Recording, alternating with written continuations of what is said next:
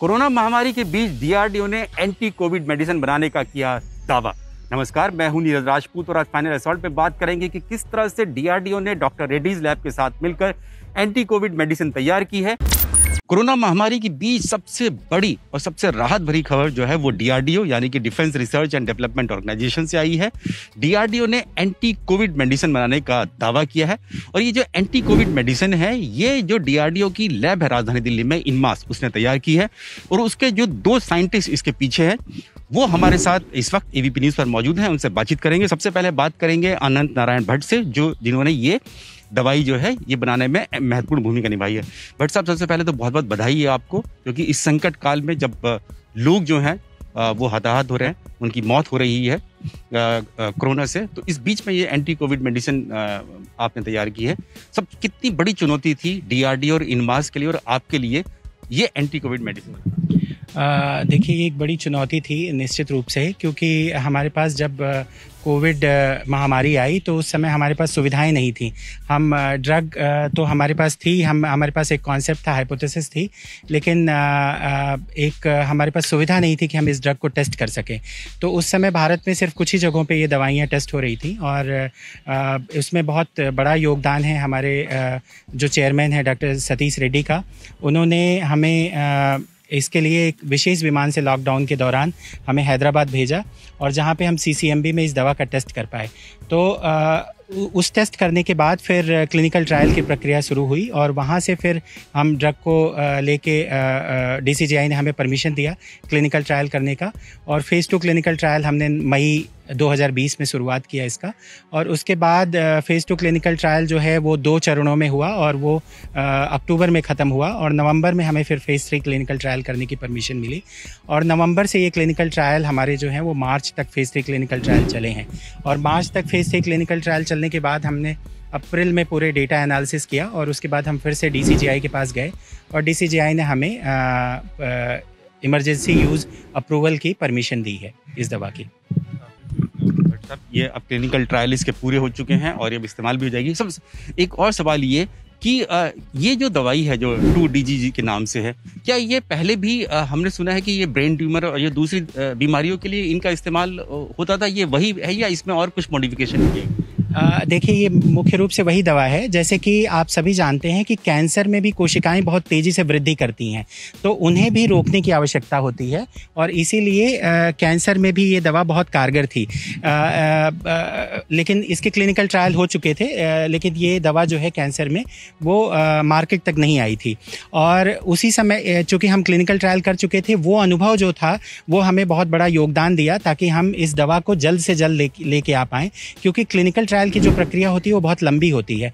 अगर हमें इस दवा का क्लिनिकल ट्रायल का अनुभव नहीं होता पहले तो शायद हमें और समय लगता है इस दवा को लाने में। तो वो जो पुराना अनुभव है एंटी कैंसर ड्रग के क्लिनिकल ट्रायल का, वो हमें काम आया और हमने जब इसको SARS-CoV-2 में टेस्ट किया तो हमें बहुत अच्छे परिणाम मिले और उसी की वजह से हम इस दवा को मार्केट में जल्दी से ला पाए क्लिनिकल ट्रायल करके। सवाल और खड़ा होता है क्योंकि ये क्लिनिकल ट्रायल्स पूरे हो चुके हैं और जैसे कि आपने बताया कि ये एंटी कैंसर मेडिसिन के तौर पे भी इसका इस्तेमाल किया जा सकता है, तो क्या हम मान सकते हैं कि जल्द ही इस दवाई का इस्तेमाल डॉक्टर्स कर सकते हैं कोरोना पीड़ित जो मरीज हैं उनके लिए, खासतौर से जो डीआरडीओ के हॉस्पिटल्स हैं उन सब? जी, तो हमारी कोशिश सबसे पहले यही है कि हम जल्दी से जल्दी इसके प्रोडक्शन को रैंप अप कर सकें और प्रोडक्शन को रैंप अप करने के बाद हमारी कोशिश ये रहेगी कि लोगों तक ये जल्दी से जल्दी ये दवा पहुंचे और इसके लिए डॉक्टर रेड्डीज लैब प्रयासरत हैं। वो प्रोडक्शन अपना जल्दी से जल्दी स्केल अप कर रहे हैं ताकि दवा लोगों तक पहुँच सके। डॉक्टर सुधीर चांदना भी हमारे साथ हैं, उनसे बातचीत करेंगे कि किस तरह से इस एंटी कोविड मेडिसिन को तैयार किया गया।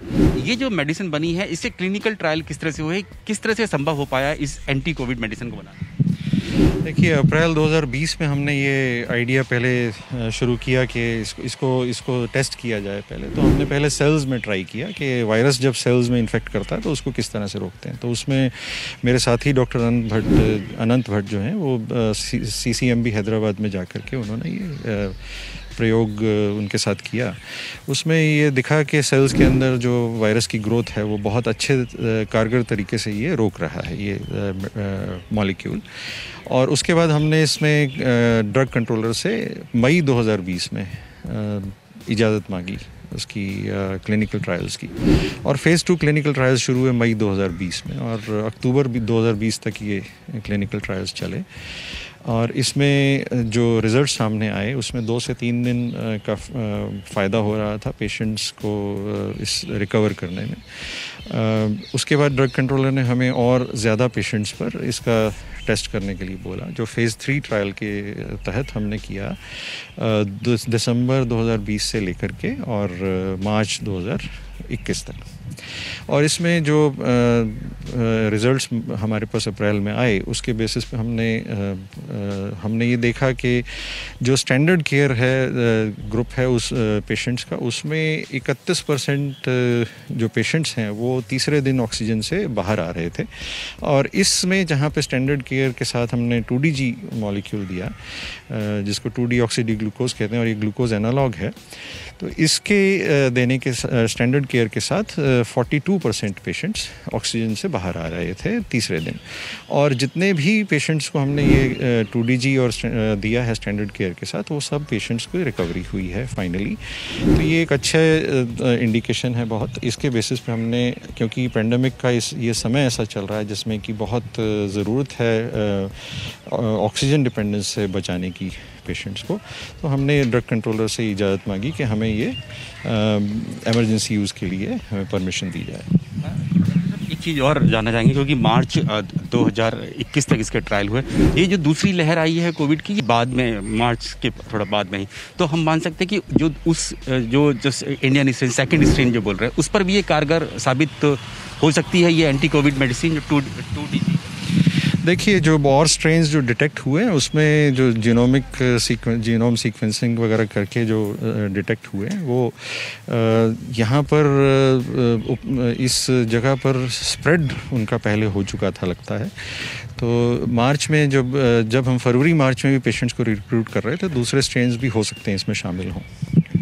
है कि करीब 200 से भी ज़्यादा पेशेंट्स का आपने क्लिनिकल ट्रायल किया, कई स्टेट्स में किया, दिल्ली में किया, कई 10-11, ये क्या वाकई 27 हॉस्पिटल्स में फ़ेज़ 3 किया है। और फ़ेज़ 2 में हमने पहले लैब में 6 हॉस्पिटल्स, फिर दूसरे लैब में 11 हॉस्पिटल्स, फिर ये जो फ़ेज़ 3 हुआ इसमें 27 hospitals all over the country, जिसमें हमारे डॉक्टर रेड्डीज़ लैब जो है इंडस्ट्री पार्टनर रहे इसमें। और ये क्लिनिकल ट्रायल सभी हॉस्पिटल्स में कंडक्ट हुआ है इसमें, सभी स्टेट्स, काफ़ी सारे स्टेट्स में। क्योंकि आप साइंटिस्ट हैं, ऐसे समय में ये मेडिसिन आई है जबकि हम लोग देख रहे हैं पूरे देश में कोरोना के मरीज़ जो हैं उनकी तादाद काफ़ी बढ़ रही है, मौतें भी हो रही हैं, लोग हॉस्पिटल में भी हैं। क्या कहना चाहेंगे इस एंटी कोविड मेडिसिन के माध्यम से पूरे देशवासियों को? देखिए, मैं आपको एक चीज़ बताना चाहूँगा कि जब हमने ये अप्रैल में शुरू किया था काम, तो हमारे चेयरमैन DRDO से डॉक्टर जी सतीश रेड्डी सर, उनके साथ जो हमारी मीटिंग हुई थी पहली, उसी में हम बहुत ज़्यादा ये भावना थी कि किसी तरह से पेशेंट्स को उनकी जान बचाने के लिए ये मेडिसिन जल्दी से जल्दी हम लाएं। और बहुत ज़्यादा इसमें एफ़र्ट्स लगी हैं, दिन रात काम किया गया है। और चेयरमैन DRDO एक दिन हमारे साथ जुड़े रहे हैं और इस काम को देखते रहे हैं कि ये सुचारू रूप से आगे चले। और इसमें बहुत भावना है कि किसी तरह से जानें बचें, ये एक उनकी बहुत बड़ी भावना है। और हम लोग उनके टीम के ऐसे लोग हैं जो कि रात दिन उनके साथ उनके साथ तालमेल लगा करके हमने काम आगे बढ़ाया है। डॉक्टर रेड्डीज़ लैब का भी बहुत अच्छा सहारा मिला इस काम में, क्योंकि इंडस्ट्री पार्टनर जो है इमीडिएटली अवेलेबल होना, और क्योंकि वो हमारे पहले से TOT पार्टनर थे 2DG में, तो इमीडिएटली अवेलेबल हुए। और एक सेवा की भावना से दोनों एजेंसी, दोनों हमारी ऑर्गेनाइजेशन और उनकी कंपनी ने ये काम किया। अभी यही कहना चाहूँगा मैं कि इसी भावना को समझें। सबसे पहले तो मास्क बहुत अच्छे से लगाएं सब लोग, और हैंड हाइजीन रखें, अपने आप को बचाएं, प्रिकॉशन सबसे ज़रूरी है। और जो जहाँ तक दवा का काम है उसका काम आता है जब पेशेंट को इन्फेक्शन हो जाता है। लेकिन फिर भी मैं बोलूँगा कि ये भावना हमारे चेयरमैन साहब की और हमारी ये है कि लोग आहत ना हों इस कोरोना से, जितना जल्दी उनको बचाया जा सके, ये भावना है। तो सभी लोग इसमें अपना योगदान दें। बहुत बहुत एबीपी न्यूज़ से बातचीत करने के लिए और पूरे देशवासियों की आपकी तरफ देख रहे हैं कि आपने इस तरह की मेडिसिन तैयार की है जो कि कोरोना से लोगों की जान बचा सकती है। धन्यवाद। तो ये हमारे साथ दोनों साइंटिस्ट हैं जिन्होंने एंटी कोविड मेडिसिन, जिसको 2DG के नाम से भी जाना जाता है, वो तैयार की है और अब ये माना जा रहा है कि बहुत जल्द ये दवाई जो है DRDO के हॉस्पिटल्स में पहुंच जाएगी और इससे जो है लोगों का इलाज शुरू हो जाएगा। रक्षा सुरक्षा से जुड़ी हुई कोई भी जानकारी या सवाल देश विदेश की भी हो, वो आप मुझसे जानना चाहते हैं तो उसके लिए आपको हमारे इस जो वीडियो है यानी कि अनकट फाइनल असॉल्ट के वीडियो के कमेंट बॉक्स में जाकर अपना सवाल पूछ सकते हैं। अगर ये जानकारी और सवाल देश की सुरक्षा से कॉम्प्रोमाइज नहीं करती है तो मैं आपको इसका जवाब जरूर दूंगा।